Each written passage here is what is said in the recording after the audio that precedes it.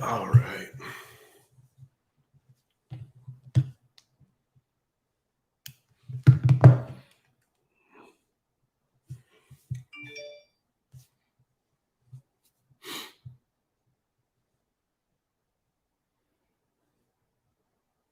Okay, good morning, everybody, or good afternoon, wherever you are. I hope you're doing well and you're healthy, and looking forward to another family education and support group with y'all. Just typical introduction. I am waiting. Good morning, Bita John. Good morning, Jim. I'm waiting for our guests to log on. So sometimes there's some things called technical difficulties in this world, but that is okay. We have learned, I think, if anything, in 2020, to remain teachable and flexible and patient.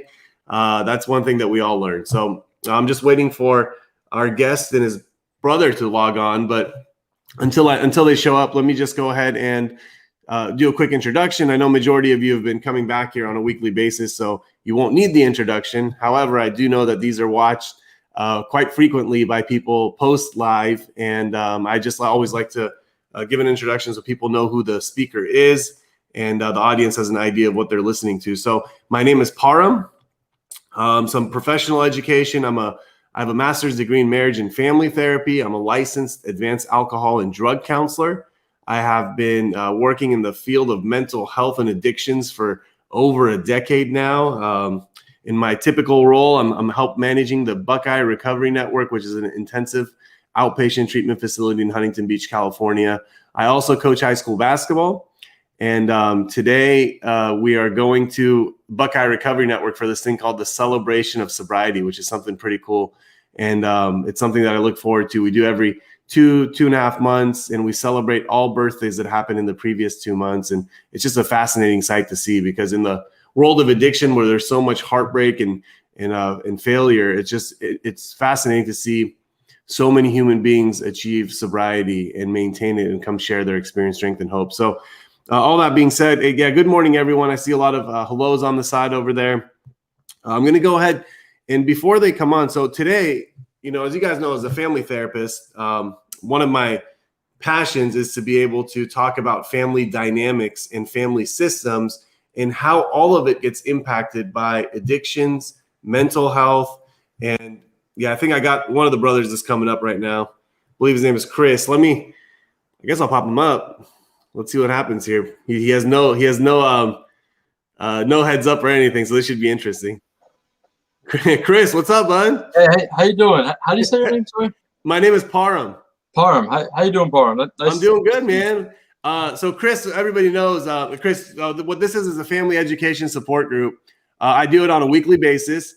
Okay. So Chris is the sibling of the individual whose name is Anthony that is fashionably late right now. He's on Persian Standard Time, even though he's not Persian. He's a Jersey boy, but let's find out when he comes. So Chris, I do want you to feel comfortable. Right now, there's only about 12, 13 of us on this right now, but it does get watched pretty frequently afterwards. So the reason I wanted you on the show was because first of all, I know how much you love your brother and how much your brother loves you. And I do know this enough that through the process of addictions, how much you got emotionally, psychologically, maybe even physically impacted from watching your brother deteriorate, right? So your perspective is so valuable, man. It's going to help so many family members here get some idea of what the other siblings might be going through when their loved one is struggling with addiction. So, so just give us a little introduction of yourself, man. Are you the younger brother, the older brother? Okay. And when your brother gets here, I'm definitely going to bust his balls a little bit because he's late. Okay. Yeah. So, I'm the middle child of my family. I'm the younger brother to Anthony. There's one other brother in between us. Let's see. So how old are you? Okay. Yeah. All right. So I'm 24. Okay, 24 years old. Yeah. And what do you do right now? Do you go to school? Do you work? Kind of tell us a little bit about yourself, just to get a little idea of who you are. Okay. Yeah. So I just graduated last year from the Rutgers Business School here in New Jersey. Okay. I'm currently working at this logistics company in Piscataway, New Jersey, and I just started a month ago at this place. So yeah, so it's fairly new, but yeah, I study. I studied supply chain management. Sorry. No, it's okay, but you don't have to be sorry. Hey, congratulations, by the way. That's a huge accomplishment. Rutgers School of Business is a big deal. And I will tell you this. I mean, without doing therapy on you, can I tell you something that I noticed really quickly? Of course, yeah. You know, sometimes when you're a middle child of a family, okay, Okay. and there's a lot of disturbance, a lot of chaos, you know, maybe your brother Anthony's struggling with addiction. One thing a middle child really, really wants to do and tries to do is not stir the pot and add anything to somebody else's plate because they don't want to cause an impact. They don't want to be a burden on other people. They don't want to make any mistakes, that kind of stuff like that, which has some benefits because it helped you succeed and thrive in life. But the other thing is, you know how like sometimes you just said sorry a few times? Yeah. And you had nothing to say sorry for, but it's like, that's like something that's rooted in you a long time ago, dude. When you were little, Chris, Yeah. if you made a mistake, even if you didn't make a mistake, you would just say sorry because your parents, for example, were probably so overwhelmed and stressed by dealing with Anthony's stuff going on that he was struggling with, or just whatever else in life, that you just kind of wanted to put your head down and just not rock the boat. Does that make sense? Yeah. No. Yeah. Of course. Yeah. It's fascinating how all this stuff connects, man. Yeah. So, until your brother gets here, man, let's just treat this as as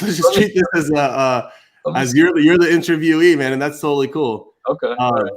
Yeah. So yeah. Shoot him a text. I shot him a text too. Okay. I mean, I know he can't be sleeping in. I'll tell you that. Yeah, isn't it? What it's just like after 10 there for you guys. Yeah. He should be out. I mean, he was so excited about this, so maybe there's some technical difficulties going on. But so Chris, yes. Tell us, how long has your brother been clean and sober? Let me see now. I think it's what is it? I think it may be three years. I'm not. No, man, it's more than that. It's 4? It's over 4. Yeah, it's over 4 years. The years just all blend in together. I know that. So, do you remember how old you are and how old Anthony was when you first found out he was struggling with addictions? Let's see. I mean, I probably like 17 or 18, maybe, if I remember correctly. Yeah, and then what was that like, man? What was this? Do you personally, did you ever struggle with drugs or alcohol? No, I mean, okay. I do drink, but I drink like casually. You know, I don't get too carried away. But yeah, man, that's totally okay. That's the goal. That's the goal for many people, is to not get carried away when they use alcohol. So but so you personally weren't caught up with any type of substances, illicit drugs, or anything like that. So when you found out your brother Anthony, which is just such a sweet guy, man, when you found out that he's struggling with addictions, how did it impact you? Do you remember? Yeah. So I mean, I definitely felt a little bit. I don't know if I could really say depressed, but sad, because he's my brother. I love him, and I only wish and hope for the best for him. But then I realize that he's caught up in something that is not good, and I know it's not good for him. It's very sad, and I just it makes me feel sad. But but there's not. I don't know, when someone's addicted, it's kind of hard to sway their mind, really, from like to stop them from doing what they're doing. Oh, for sure, man. Do you remember if you tried? Like, did you ever have any sit downs with him, any conversations with him, any heart to hearts with him? I did have a couple conversations with him. I was like, Anthony, you can't be doing this. Like, it's not going to lead you to a good path. And and then there were times where he would ask me to drive him places and stuff that would kind of, I started to catch on that it would lead him, like, so it was almost like I was enabling his addiction, because he didn't have a car at the time. So he would ask me to drive him to places where he would get substances or whatnot. And I caught on, and I was like, you know what? No, I'm not. I'm not. Like, I'll drive you to work. I'll drive you here. And if I know you're going to a place where there's nothing that's gonna harm you or something, but I don't want to be a part of enabling your addiction. Yeah. Did you know at the time what that word enabling meant, or did you learn it? I did. I mean, because in a way, it's like, obviously I'm not the one doing the action of maybe getting high or taking a substance of some sort or whatever. But indirectly, if I drive him there, I'm only allowing him, or enabling him to do what he wants to do. You know what I mean? So I tried my best to limit my enabling towards his addiction if I had the power to. You know what I mean? I'm not always around him. I'm not his. Yeah. But I tried my best to. And I know, in Jersey, for those people who don't know, the drug scene, the open markets, the areas like the Pattersons of the world, that kind of stuff, they are very, very, very, they're almost like war zones, my friends. I know people might not understand that, but for someone that just casually drinks and you were like, 17, 18 years old doing your thing, or around that age, at least we'll call it late adolescence, going into these areas that were kind of, let's just call it what it is, man. These are like scary places. Did it impact you in terms of like fear? Like fear for my brother, or both? Just being just being scared for like what the heck's going on? Yeah, I would say, I mean, all right. So one of my biggest fears was, waking up one morning or something, or waking up the next day and getting the news that my brother may have got into an accident, or may have something worse. Maybe he died. He passed away. I mean, I always feared, like, if he would leave the house and go somewhere, and then like maybe I would never see him again. You know what I mean? Or I would never get the chance to speak to him. So yeah, I mean, I was definitely feared and scared towards that. But I mean, for myself, yeah, I mean, I don't know, like I've always wanted my family to be together, and like not to be separated and whatnot. So like to lose a family member, like I would just like that. I don't know, that would be terrible. So I think I was definitely fearful of him not. Yeah, Chris, that's like, dude, that's the number one thing. Every single person watching this, all these moms, dads, siblings, dude, they admit that they were sleeping with the phone on their chest at night, just in case they get that phone call from the coroners or from the cops knocking on the door. And it's not like they were doing it for one night or 2 night or 3 night, man. Some people were doing it for years, and that takes a psychological, emotional toll. So I know you were able to seem, and by the way, your brother's logging on. I just got a text right now from him. Got it. You were able to compartmentalize on some level, because for you to be a 24-year-old young adult and to be graduating from, or just graduated from the School of Business of Rutgers, that means that you were still able to, despite of all that, we're still able to compartmentalize and focus on your life. And it's called almost like living 2 different lives, man, because on one side you got this addiction that's destroying your brother and tearing up your family, and you see your parents upset and your siblings upset, and on this side you're like going to school as if nothing's, just minding your own business. I mean, really, you have to do what you have to do to survive. That must have been a really unique situation. No, yeah, no, it definitely was. I mean, it's not it's not something that I would really wish on anyone, just because, like, I don't know, it's just hard to be positive, but then also know that something maybe is going on in your life that you're not happy about. Sometimes you have to kind of put on maybe like a little fake face, or just kind of don't let it bother you, but it always will, because it's part of your family. So yeah. But. Absolutely, man. And we got your brother. So everybody, I'm logging in the man, the myth, the legend. We feel free to say whatever you want to him at this point. There he is. There he is. What's up, Anthony? How are you guys? Late in fashion. Hey, your brother was doing well, bro. Like, I had him here by myself, solo, and you know how much I talk, so he was just getting rapid fire questions. He's a champ, man. He handled it. I do apologize about being late, guys. Sorry about that. It's okay, man. It's I know your word, Anthony. I figured if you're going to be here, and if you're not, there's a good reason for it. So everybody, let me tell you who Anthony is over there. Obviously, this is Chris's brother. Chris so far was doing a great job. Anthony, just while you were gone, when you rewind it back, it's interesting when you watch it. It's pretty much, I was just talking about the impact that addiction had on Chris, and you brought up some of the emotions of like sadness, and you almost went to call it depression, which I know sometimes those things can kind of go back and forth. But then he also talked about some fear, and it's the fear of like, hey, is my brother going to be okay? Is he going to get in a bad car accident? Is he going to Is he gonna? Are we gonna unfortunately get the call that there might be an overdose? So it's all the stuff that I know in the recovery process you've heard, man. But can you tell us first of all? And by the way, you got Counselor Jim saying hi. You know, all the counselors, all the crew at Buckeye saying hi to you on the side. But can you tell us, Anthony, how, like, when and where did you start getting caught up with addiction from your perspective? So just kind of walk us back into that initial stages, and then I want to see how it started to impact your family dynamic, especially as it relates to your relationship with your brother Chris. So go for it, man. Let's see. So I started getting caught up with addiction.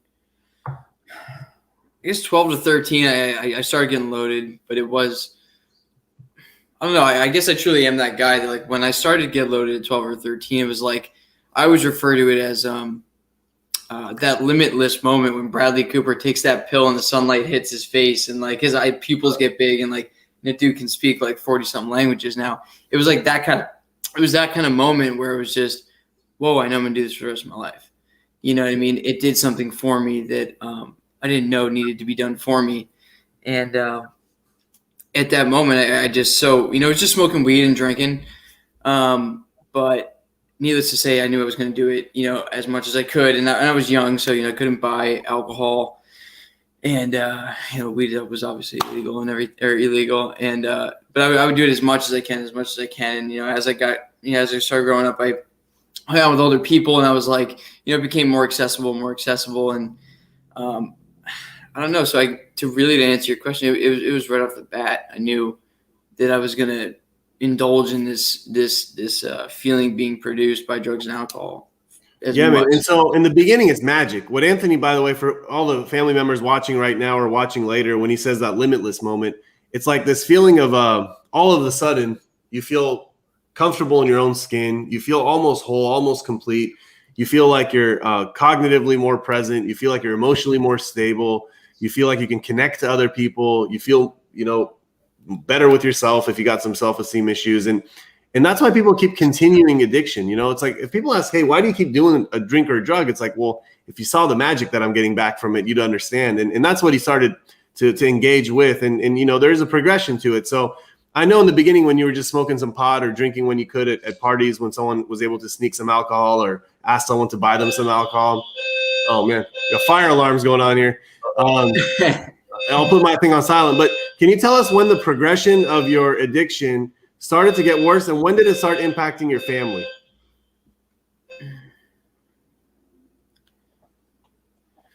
So when I was 14, my parents got divorced.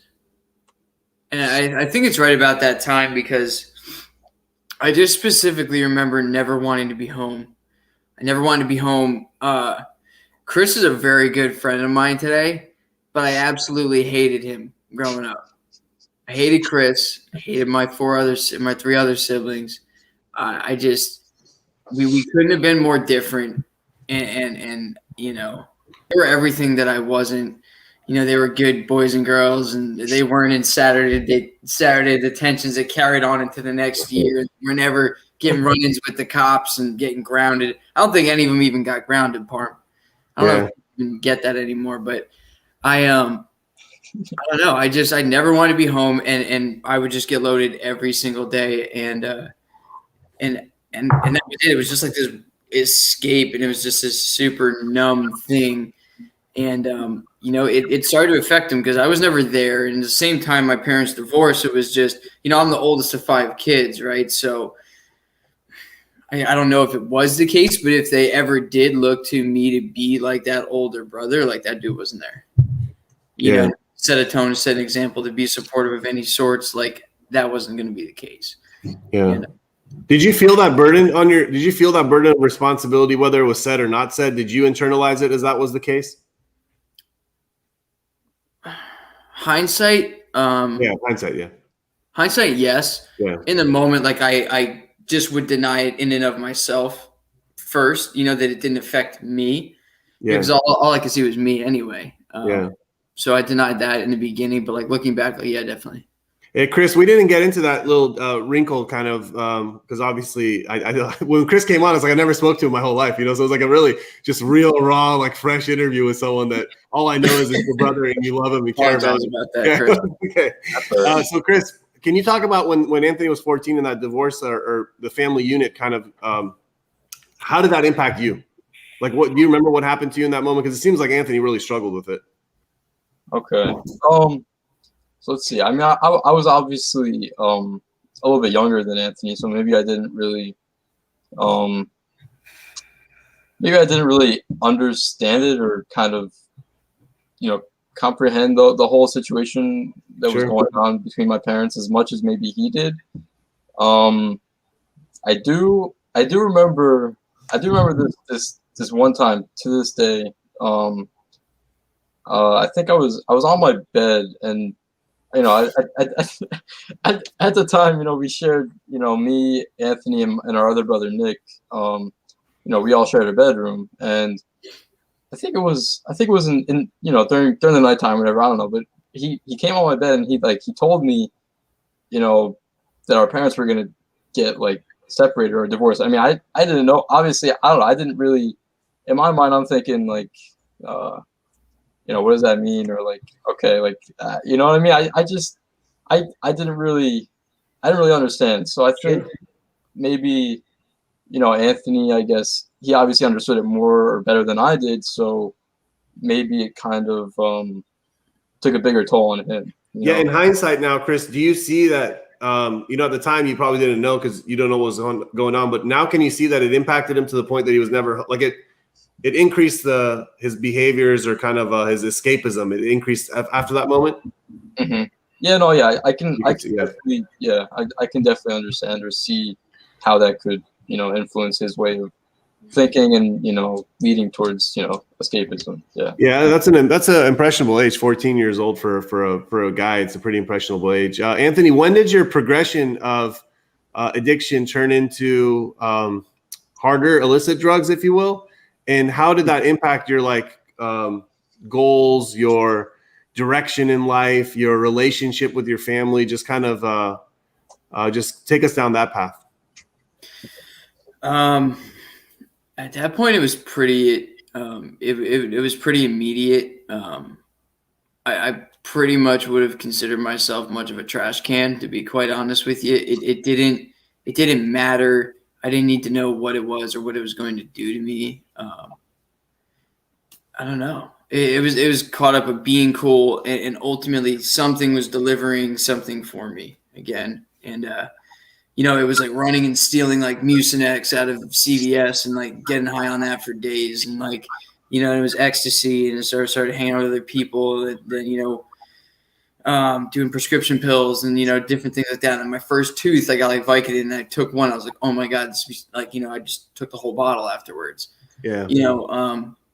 It was pretty much 14 because I realized like everything that I wanted, I found outside of my home. I found outside of my family. I found outside of like whatever I was doing. I played soccer growing up. I just played sports. I did a bunch of things, and like I realized that like my next calling was everything but all of those things.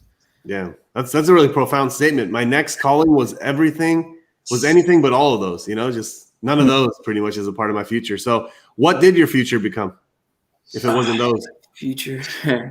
My future became very lonely. By the way, just Anthony, let me point something out. Anthony's smiling right there because he has recovered from a hopeless state of mind and body. So the reason why he's looking back at a traumatic experience of losing pretty much everything he was engaged with and all that kind of stuff, and he says it with a smile right now, is because he's done the work to get there.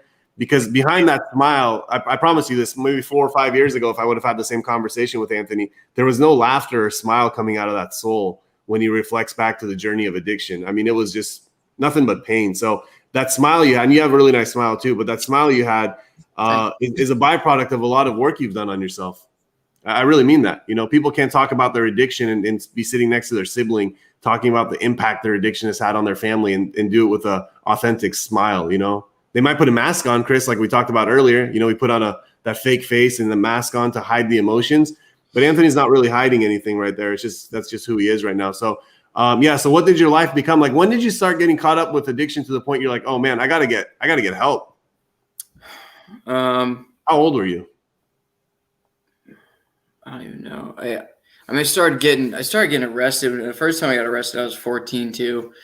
For possession, I laughed it off and I thought it was funny. And this other girl was crying her eyes out, and I just like thought it was like, I thought life was a joke. I didn't 14 think was a bad year for you. it It was seems. serious.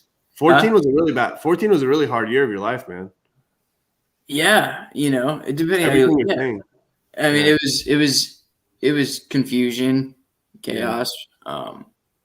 But yeah, I mean, it went on, and I kept getting arrested, and I kept, going in and out of detox. I can't even remember my first detox. I don't know. Maybe it was like I was 16, 17. I don't know. And then like I graduated high school, and so by the time I was graduating high school, like I had already been like charged with breaking and entering. I tried to break and enter like somebody I was in like a graduating class with in my high school. And so like my name was getting slandered, and I was just like running around like brutalizing the town and my family and myself. And like, I absolutely love being sober, and like I love Chris, you know what I mean? But like it took a lot, and it took a lot of pain, and took a lot of work to be able to like have Chris as a friend today.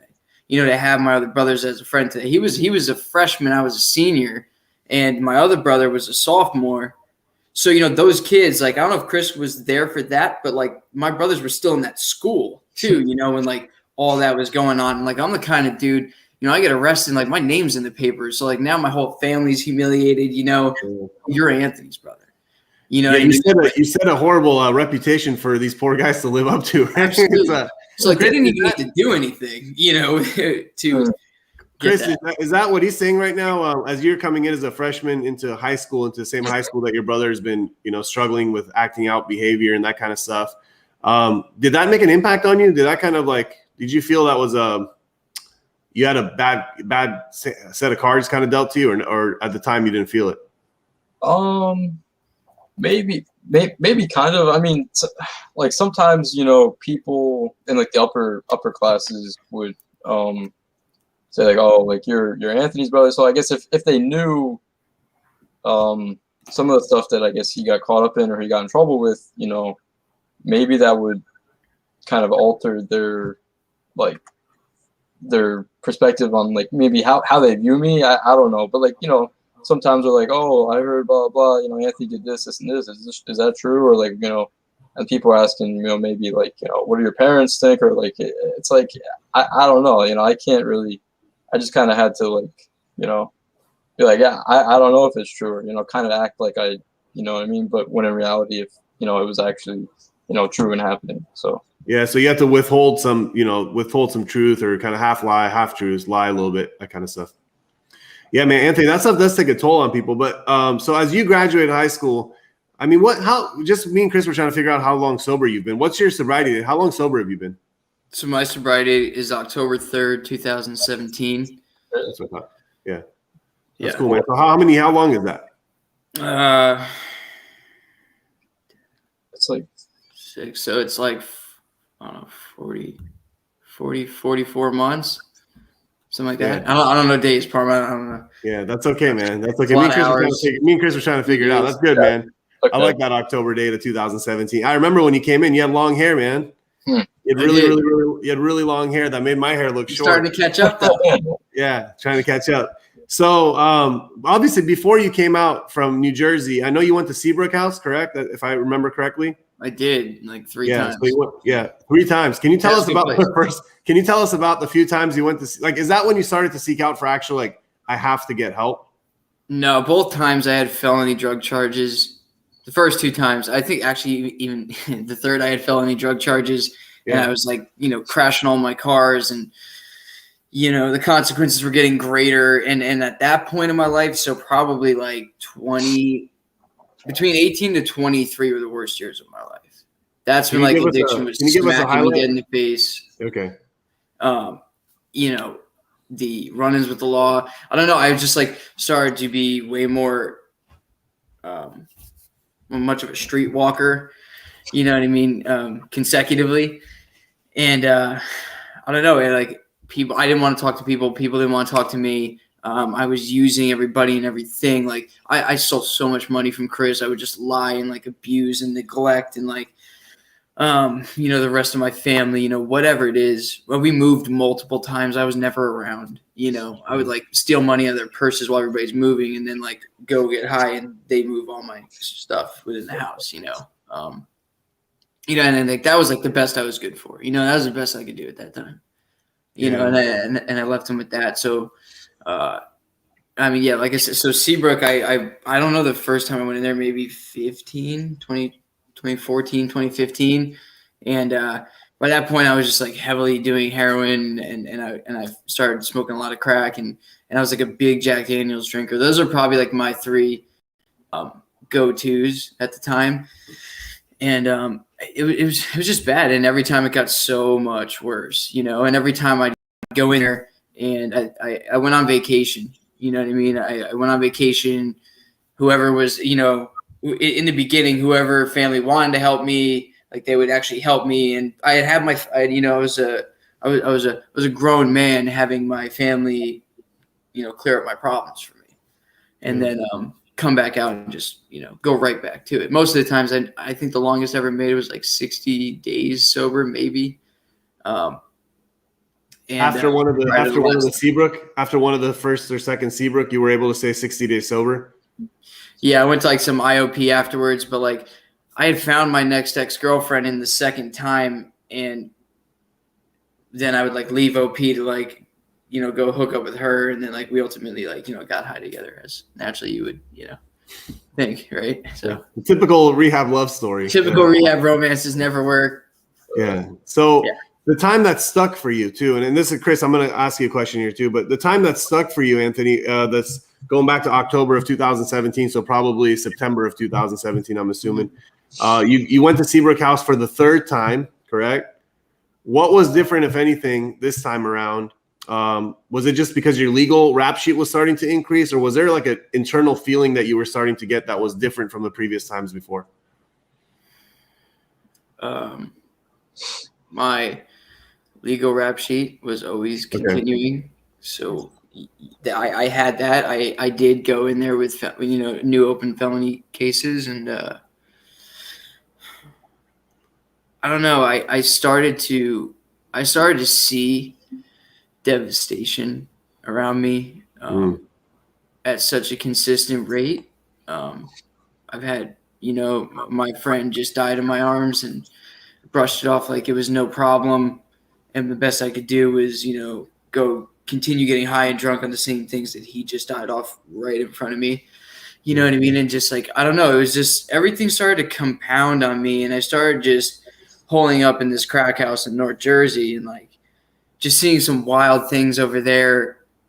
And I don't know, you just felt like, and then I know you're a program guy. So, just that jumping off place that it talks about.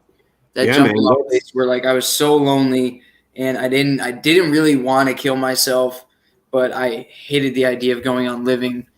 Was kind of where I found myself, and I told him my last car I was kind of living out of, and like people were watching me just do like I was just starting to like do just like horrible things and just compromising every line I could and everybody's integrity that I could, and it was just so bad. It was so bad, and I made one call that shouldn't have, but actually went through.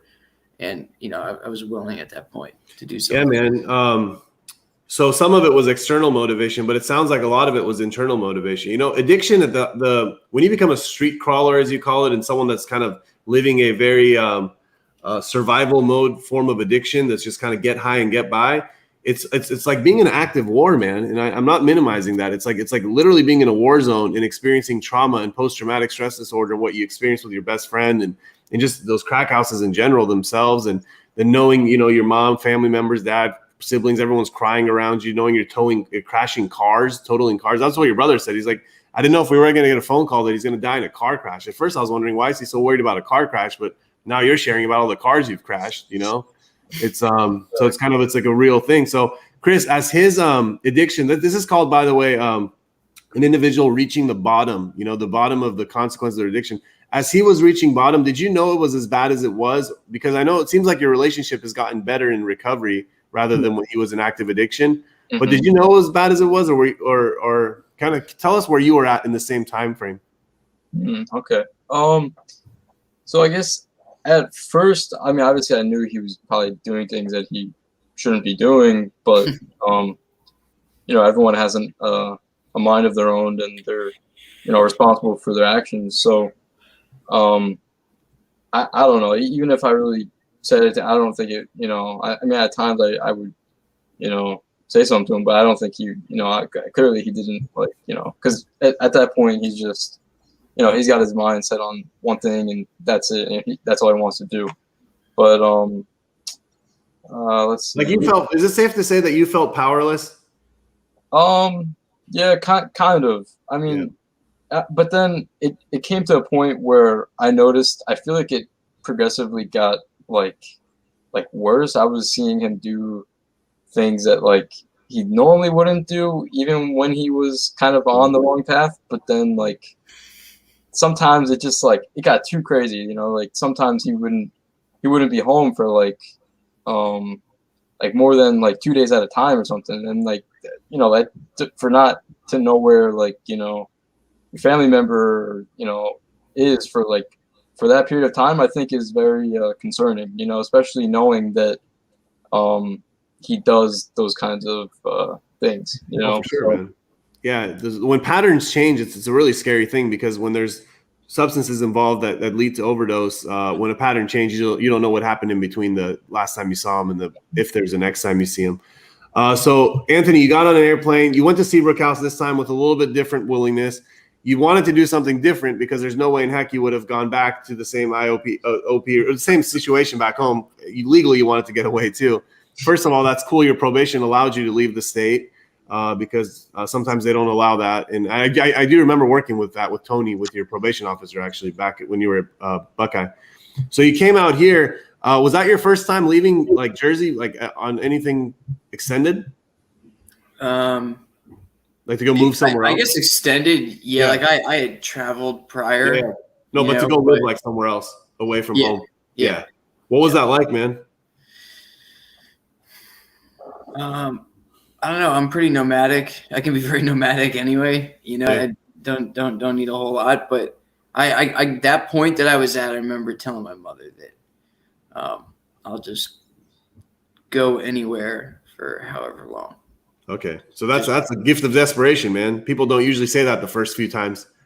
They say, "What do you mean? I got to go there. I got to go stay there. I don't want to. When am I coming back? I don't want to do this. This is bullshit. I got this." Those are the first conversations. But when an individual says, "I'll go wherever you guys want me to, or wherever treatment tells me to go for as long as you guys suggest," that's like a white flag is up, and it's saying, "Hey, man, I surrender to this thing," Yeah, and like I'm very good at being institutionalized. Like I can sit. I'm never the dude that like AMAs from treatment. Like I can sit my curse. Like I can sit down in treatment for 30 days. Like that's no problem. I can sit in a jail cell for 30 days. It's no problem. But like put me in the free world on my own, and like it's absolutely one consistent result. It's just mayhem. Chris, do you remember if your family, if that was a hard decision to have Anthony leave, or were you guys kind of relieved, or both? I don't think it really was a hard decision. I mean, obviously not being able to see him, or not being as close to him, obviously in that respect, maybe it was a hard decision. But for me, I felt that him getting away from all of his I guess contacts and enablers around here and everything, it was a good move, because once you kind of cut that tie that he has with people here, I mean, I feel like there's potential, and then there's a lot of hope in the next place that he goes to, so I thought it was a very good decision. Yeah, in the program, Chris, we say we got to change one thing. That one thing is everything, and that includes our playgrounds and playmates. So that's kind of what you're referring to there.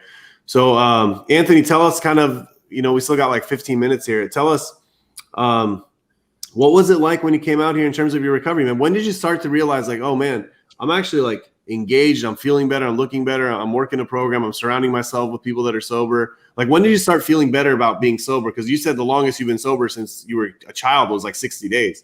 So when did that churn for you? Like, to say, hey, I'm living a new way of life? Do you remember like vividly, or was it just like a process that happened? The first thing I remember was getting on the plane ride, and I wanted to be sober, or I thought that I wanted to be whatever sober was. Like I didn't know. Like when I was like at best 60 days sober, like I mean I was very much a dry drunk. Like, I wasn't doing anything. You know, I was just like screwing around with girls. I was still getting more speeding tickets than I could possibly imagine, and like barely staying out of jail like 60 days sober. You know, so I got on this plane and I thought I wanted to be whatever that was, and you know, and I got drunk immediately after that on the plane ride. And I don't know if you remember that, but you know, I got drunk. Remember that, Anthony. I remember everything. You know? And like, I think that started to settle in where it was just like, damn, like you really can't do anything right. Like, you know, you are really like this problem is really bad because you tell like it was like some weird internal like lucid dialogue where it's like, what the hell is wrong with you? You know, it's like shoulder to shoulder kind of thing, and yeah, and like I thought I threw away my chance. Like my luggage went to like John Wayne. I went to LA and like Agnew's calling me like, bro, like what the, you know what I mean? And like all on my case and everything. And my family's just like completely bashed one more time because they're like, you ruined it. You didn't even get there and you ruined it. You know, you're halfway there. You're in the middle of the country in Denver and like you blew it. Your last chance, it's gone. And like I kind of felt like that. I was like, this is my last chance. Yeah. You know, because I was on a fast track to death. I was like 108 pounds, man. And like, I didn't care. I did not care about life of others or my own at that point. And it was just a fast track to death.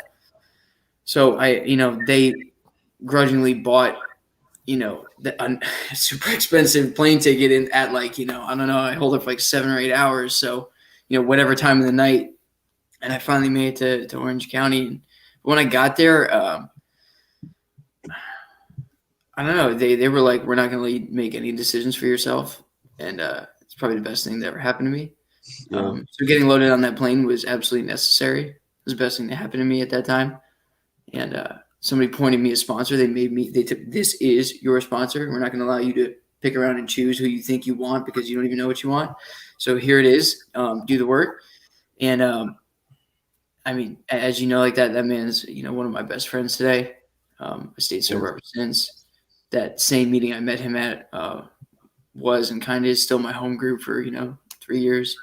I almost immediately into that process, things started changing for me. Yes. Chris, when did you realize that something's different with Anthony this time around? Like, because you've seen him go to treatment before, so it's not like that was the first time. You've seen him get arrested before. That wasn't the first time. Yeah. You'd seen him kind of say, hey, I'm going to figure some stuff out in life and, you know, get a little job here and there. And that wasn't, you know, didn't do anything. When did you realize like, oh shit, something's different with my brother?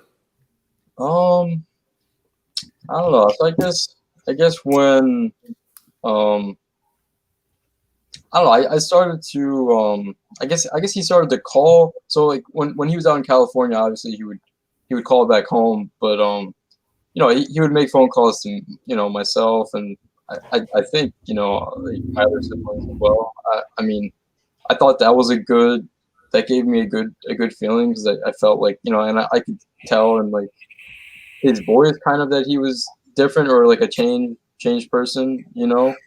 And then kind of shortly after that, but not so shortly, but like shortly after that, my sister and we went out there to visit him and you know, obviously it's like, you know, you can see firsthand that, you know, he's like the Anthony that we used to know, you know what I mean? So yeah, I think that's when I, you know, realized that he was. So the first thing was the level of communication increased, like via phone calls, and then the verification, I guess you verified it when you were able to see his eyes and see his face and kind of see his it's like a feeling you get, right? It's like, oh, this is familiar to me. This is someone I knew when I was a kid. Mm-hmm.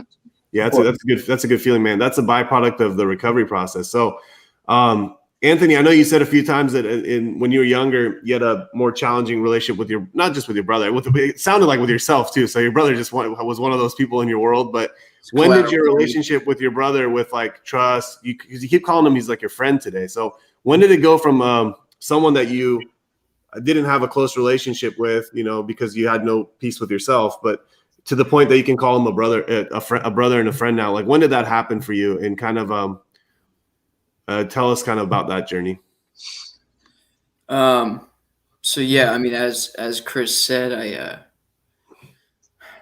don't know, the way it was put to me, like, you know, kind of when we do this work, there's a lot of there's a lot of black and white in the book. There's a lot of lines, there's a lot of words, they mean a lot of different things. Cool. But the men around me kind of expressed to me that there's a lot in between those one black line and the other, you know, and it kind of says a lot. And one of those things was like call these people, like be a part of their lives, like do something you've never done before, be a part of their lives, you know? And so I found myself being the best brother that I'd ever been in a decade from 3,000 miles away. Yeah. Found myself being the best son I was ever in a decade from 3,000 miles away, grandson, you know, whatever it was. And I was willing to have them in my life, and I was willing to, you know, make whatever effort I could to be part of theirs at that point. You know, because I know that I was just so delusioned that like everything that they were in my mind, that wasn't the case. And like as everybody started getting older, because like I said, I'm the oldest of 5 kids. Our baby sister Jessica, she's 8 years younger than me. And so like as everybody got older, I think it was this combination of being sober and getting older to where like this like spiritual maturity growth thing started happening. And you know, Chris and my sister Amanda wanted to come out and see me, and like it took me by storm, kind of. It's like, why do you people want to see me? You know, Yeah. I mean, I'm telling you, I love Chris to death, but I put that dude through a world of shit, you know, before drugs and alcohol, like emotionally, mentally. We fought all the time. I verbally abused him, you know, you name it. And same with Amanda. And they wanted to come see their brother. And like, so things like that, like the process that I was going through, it started to open me up. It made me soft, you know, and some of these things soft enough to where these things were able to permeate into my heart. And like, that's like this weird journey I started going on where like things started moving out of my head and more into my heart. And I was able to feel them more. And I don't know if this was before or after Chris, I can't remember, but you know, when I was 7 months sober, I went home to make amends. You know, I had to face that court date that I was pushing off the whole time I was at Buckeye or OCRS, whatever it was at the time. And, you know, I went home to make amends, and I made amends to Chris while I was there. And Chris was never a big talker. Like, I love seeing Chris appear, and I love that, you know, you guys were even talking before I got here, because he was like a mute, dude. He was a mute forever. And he would just play video games all the time, and I just bashed him all the time for it. You know what I mean? So I came time to make amends to him, and I was like, oh, this is just, you know, amends. Like, he's going to hear what I have to say. He's not going to say anything back, and just like, okay, you know, it's all good. You know what I mean? Kind of like how he would before. And this dude just dumped on me, Parm. This dude just dumped on me, bro, and was just it just smacked me in the face. Like, he had so much to say, and he had so much going on. And I was like, oh, my God. You know, and it was for that moment, it was like this key that unlocked Chris. And I watched, you know, something greater than myself happen in that room between me and Chris. And you know, and then he finished off by saying something. I was like, hey, is there anything I do to make this right? You know, whatever. And he's like, hey, bro, go get the rest of our family back. Yeah. Go do what you just did right here, right now with everybody else. Because they sure deserve it. You know what I mean? So go do that. You want to make amends? Go do that. And like, I get chills now thinking about it, because like, I mean, it's something you would never expect to happen that was so profound in that moment that made sense to me. I was able to receive and able to then go carry out. You know. And, yeah, when you said you got chills, man, so did I. All the hair on my body just stuck up when you said that. Chris, was that a profound moment as Anthony recalls for you? Yeah, I mean, I don't think. I mean, obviously, I'm never one to really had to make amends to someone or something, but I feel like maybe Anthony, he probably wasn't expecting what I kind of had to say to him when he, you know, approached me. But you know, it's just one of those things where like life is really too short to kind of hold grudges, or you know I don't know, be angry at people. I mean, because you never know. The next day they're not there. The next day you know what I mean? And it's just like that's just how I see it. I know everyone's different, but life is life. It's what you make of it. It's short, and it's nothing's ever promised. So I mean, I I know that I could be okay with, because like, all right, so I saw Anthony in a better place, and for myself, that was enough um, kind of satisfaction or just happiness that I could see him, back on the right path, the right, being the Anthony that I, used to know. So for me, the best, the advice I could give to him was, go make it right, make things right with everyone else. Don't worry about me. Like I'm happy. You know what I mean? It's just like, everything that you've done to me and stuff. Like it's like it is what it is. It's in the past. We can look in the future now. So I mean, if he could just make things right, or just keep being the best, he can be, and just kind of staying on that right path, then that's good enough for me. You know what I mean? And that's basically what I told him. So. You said you don't know if other people see it the way you see it, but life's too short and all that kind of stuff like that. I'm telling you this though: if more people saw the world the way you saw it, Chris, we'd be living in a better world. That's guaranteed. So keep doing what you're doing. Keep thinking that way and living that way, and inspiring other people, because life is really, really, really short, man. It's just it's the reality of it is, and it breaks my heart when I see people hold on to grudges when people are actually trying to heal and improve themselves and that kind of stuff like that. So the last question I have for both of you guys, man, Anthony, if there's one thing, and by the way, I never had a chance to give Anthony's proper introduction because Anthony showed up late. I had this whole thing that I was going to talk about for you. Anthony is someone that's, since he's been here in October of 2017, he's been so committed to the recovery process of not just himself, but other human beings. Anthony, the one thing that stands out about you is how many times as a part of hospitals and institutions, H&Is, panels, that you've gone into detoxes, you've gone into treatment settings, you've gone into indigent detoxes, you've sat down with another alcoholic and you've read the book and you've worked selflessly and tirelessly with people. And then on top of that, you got a little bit of professional experience, education, training. You got registered as an addiction treatment provider, if you will, and you worked your way into working into a really good front end residential detox treatment facility as an operations person. I mean, you're running shit, man, and it's like, you're in charge. You're scheduling stuff. You're taking care of stuff. You're doing some outreach. You're working with other people. You're man. I mean, you look at that, and the person that's in that North Jersey crack house, not too long ago, and you look at the person you are right now. I want you to know that that just doesn't happen automatically. You've done a lot for that, and you're such an asset to myself, Buckeye, Ohio House, and the recovery community as a whole, man. Really love you a lot, dude. And it's I wanted to make sure I had a chance to say that about you today on this call. So last question for both of you. We got to get out of here. It's as Anthony, if you had one thing to tell somebody who was struggling with drugs and alcohol, and that was impacting their family, what would you tell them, man? If you had a chance right now, someone sitting in front of you, guy or girl, their addiction's tearing up their relationships with their family, with themselves, what would you tell them?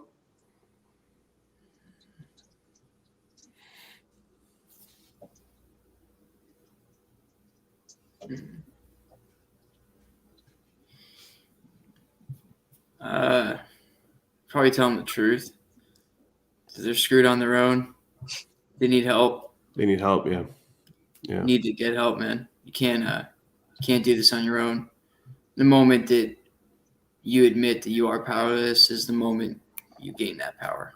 Absolutely, man. First half of the first step, and Chris, same thing to you. If you had a sibling, actually, there was a question here. I want to the question was pretty good. Debbie wrote here, Chris, any advice for a sibling that has not yet wanted to be involved with their brother's recovery? So especially in really early sobriety. So is that something that resonates to you personally? Like, was there a time that you're like, screw this, I don't even want to deal with this sobriety because I don't trust it? I mean, I don't think that was ever a thought that I had. I mean, I could see Anthony becoming kind of the guy that he was. So I was just happy that that was a thing. So I mean, I don't know. Never for a second I thought that I don't know, like, so I saw it happening and I was just happy. I was like, all right, let's go with this. You know what I mean? Like, Okay. this is good. You know what I mean? I don't know, I could never be like, not want to be a part of it or kind of. Were any of your siblings that way? Any of the other ones that like didn't want to kind of buy in on this whole recovery thing?